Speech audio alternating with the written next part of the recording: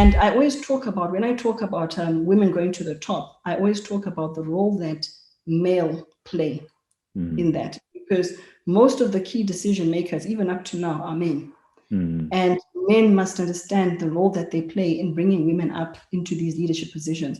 So I was actually very, very fortunate, because there was a team of men over the years, many teams of men that have really rallied around me, and they're the ones who've actually sent the elevator down, because I've actually never reported to a female line manager.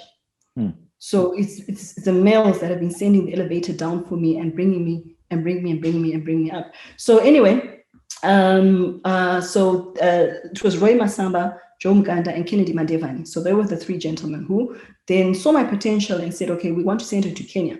But it's such a process to get her to Kenya, because we were part of a region. They would have needed approval from the regional director. So they decided to do cowboy style, and they just spoke quietly with Kenya, and they made an arrangement. And they sent me to Kenya. Now, when I got to Kenya, there was a little bit of organizational politics that happened between my line manager and his line manager. And there was this huge project that I was working on, which my line manager was supposed to go and present to the team in the UK. And his boss then decided to send me to go and present. We were doing a market entry into Sudan. So it was presenting the whole marketing plan, and also the joint venture, and getting approval from the team in the UK to actually go and do that.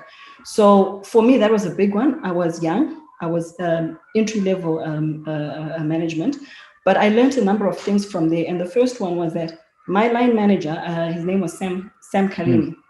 Sam was having political issues with his boss, but he never let it interfere with how he dealt with us and how he treated us. And when his boss decided to sideline him and send him to the UK, he never let them play out to us. And even though he had now been sidelined to go to the UK, he was a true leader, because he then sat down with me and he helped me build the presentation. He took me through dry runs. We'd go through it.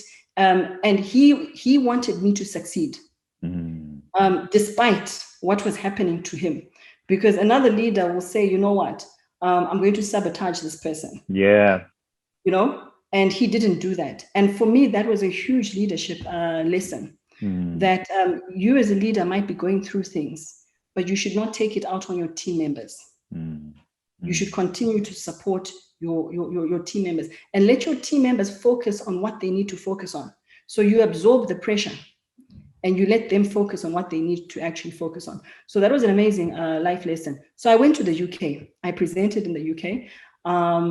I presented very, very well in the UK. And what was also going on in the background at that particular point in time, I was pregnant with my first child, and I was having a very, very difficult pregnancy.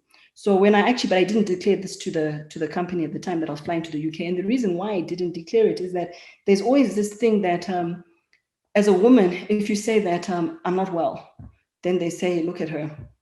See, that's what women do. And I didn't want to be stereotyped like that. So I said, you know what, I'm my first trimester, and I only have to declare to the company that I'm pregnant anyway after the first 12 weeks. It was very difficult. And I remember going to the UK. I actually had to go and get injections as I was flying out to the UK. And I went to the UK. I literally presented from the presentation, basically in the office collapsed. I mean, not in the office, in the hotel room, just collapsing because, you know, you're going through your pregnancy and everything else.